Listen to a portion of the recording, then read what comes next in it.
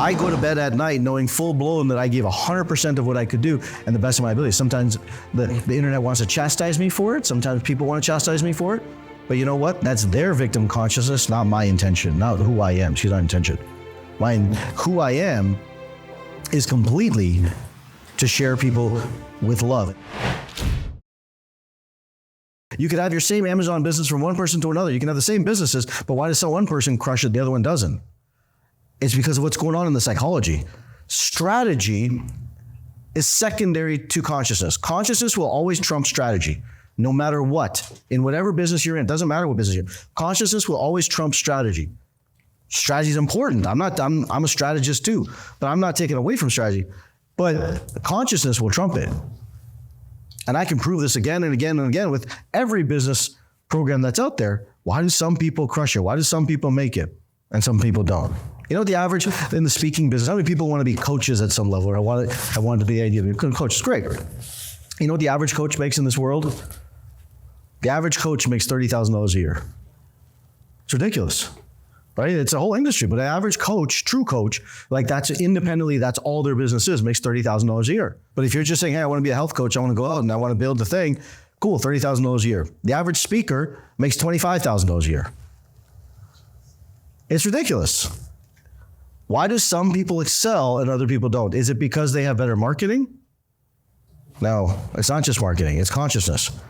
We like this term called subconscious. Freud talked about the subconscious mind. I challenge that today. Because where is consciousness not? There's consciousness in the universe.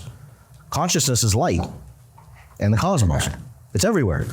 So how can something be subconscious? Pardon my directness. I'm not worried about what you think of. I'm actually talking about the exact definitions. Because people will sit and say things that this is what I think of it. I understand that. Everyone in this room had a different definition of health, but what does it really mean? Everyone had a definition of wealth, but what does it really mean? If we take the actual the vibrational frequency of the word. Consciousness is everywhere. Light is consciousness. We now know this through quantum physics. So where's subconsciousness? It's not. Nothing is less than conscious. You have latent awareness. You're not aware to it. Big difference. You see my point? She became aware of that pattern in her life, or that going on in her life because of that word that triggered it. But it wasn't sitting in her less than consciousness. Consciousness, as Freud talked about it, when Freud was using it in 1919, I give him like 100% grace to use that term. We now just know more. I'm asking everyone in this industry to evolve, right? The more that you can get in tune with the universe, the more money shows up into your life. It's about you becoming in tune with the universe. The universe isn't going to get in tune with you. You have to learn to dance in the harmony of the universe for income and money to show up and business to grow. It's not going to happen the other way around. Does that make sense? See, the human condition, what we call our ego, is the side where, what I like to say just as a phraseology more than anything else, is edging God out, right? And I don't mean God from the religious standpoint. I'm not turning this into a sermon by any capacity. I'm saying, when I say use God, I talk about a universal intelligence and knowledge, a cosmos, let's call it that, right? Because if you look at it, where are we at? The more we sit and say, this isn't matching what I want, this isn't matching what I want, this isn't matching what I want. The reality is it's never about what you want. It's about, is it in harmony with what the universe provides? What happens? When you're in tension, you create a desire and an unrealistic expectation of what you want.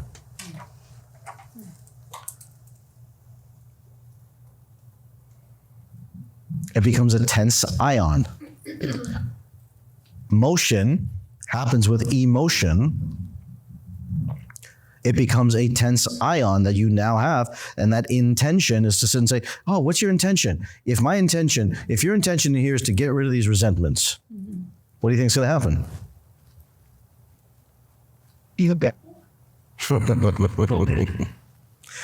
I hope you understand what I'm about to say. You don't get what you want in life, you get what you are. You get what you are. Bob Proctor, how many people know Bob Proctor? Bob Proctor and I were having dinner one time. This was about 7, 8 years ago. And he made a beautiful statement to me about money that I loved. And I share it wherever I get a chance. Bob said to me, I said, Bob, what do you do after you do this business for so many years and you make all this money? And he goes, I said, do you even know how much money you've made? Like, I don't know. I make it sits in a pile. He goes, I just put it it just sits in a pile. It just goes into a pile. I'm like, really? He's like, yeah. He goes, it's not about the money. I said, what do you mean? And at that time, I was trying to build a business. I was like, it's about the money. It's about the money. And he's like, no, you'll understand, kid. Because it's not about the money. I said, then what's it about? He said, it's literally not about the money. It's about the work that you do, because money makes you more of who you are. If you're a good person and you're a good soul person and connected person, and that's who you are internally, then money will make you more of that. If you're a shithead, no pun intended, then what will happen is that money will make you more of a shithead. And I was just like, it took me a while to actually get that. And I said it cognitively. I said, yeah, I get what that means. I understand what you mean by that. But I think today I understand what that means. I understand what that means, say, with some maturity behind me.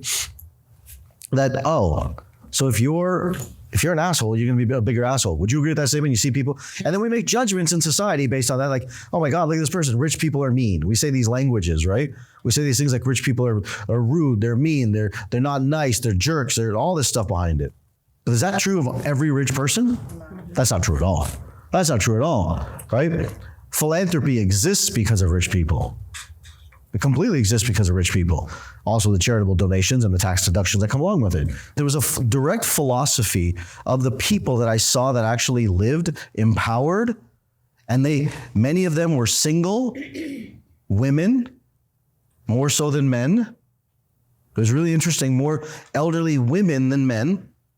The people who lived in their 60s and were sick and brought me bags of medication, they were waiting for somebody else to take care of them. They were waiting for the government to pay their bill, Medicare to pay their bill, an insurance company to pay their bill inside their life. There was a direct correlation. I saw it. And I was like, holy shit. Every single person. And I knew if they came with a bag of pills, they're not going to be a good patient for me. They wouldn't, because they want the insurance company to take care of their problems and someone else to take care of their problems. But someone who's 85 and above, very interesting, most of them were on minimal to no medication.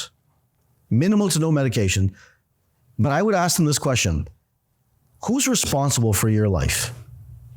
And 100% of the time, the answer was, I'm responsible for me. What about the government? What about insurance? Nope, they're not going to take care of me. What about your husband? What about your kids? Nope, they're not going to take responsibility. I'm responsible for my own life. Nobody else. And that's a mantra that I take dear to my heart. And I share that with you because I hope you take that and say, you know what? No one's coming to save me. When a woman has to ask a man for money to do what they want to do, like, that's a disempowering state. That's my point. But if both parties have their own state, their own income, their own ability, there's freedom. There's that ability to have choice inside that. And as soon as a male or a female say, I support you, you disempower the other person.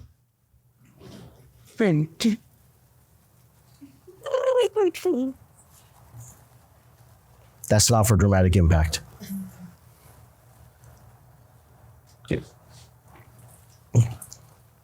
We all want support. I don't even just mean financial. I mean psychological.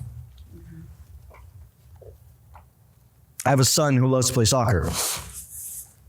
Often enough, he looks for my support from the sidelines. And every time he does, it disempowers him. Because now he becomes addicted to dad's support. And he doesn't think on his own. That makes sense? But as soon as they support you, you now become a victim of their support.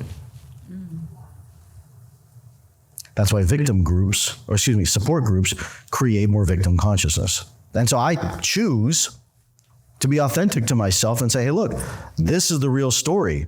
Do I want to make a greater impact? Yes. But I'm not going to pander to the approval of someone. You see my point in that? That's why when you come to my programs, it's not about approval and pandering, because I'm not going to give you that, because I'm not looking for your approval. I go to bed at night knowing full blown that I gave 100% of what I could do and the best of my ability. Sometimes the internet wants to chastise me for it. Sometimes people want to chastise me for it. But you know what? That's their victim consciousness, not my intention, not who I am. She's not intention. Who I am is completely to share people with love. And sometimes that means challenging them. Sometimes that means supporting them. Sometimes that means caring for them. Sometimes that means hugging them. Sometimes that means saying, hey, look, sit up front. Because I'm not going to bug you all day, but I'm just going to make you uncomfortable enough sitting up front, because that's going to make you grow. That's going to hurt. Are you okay with that? Hell yeah. Okay?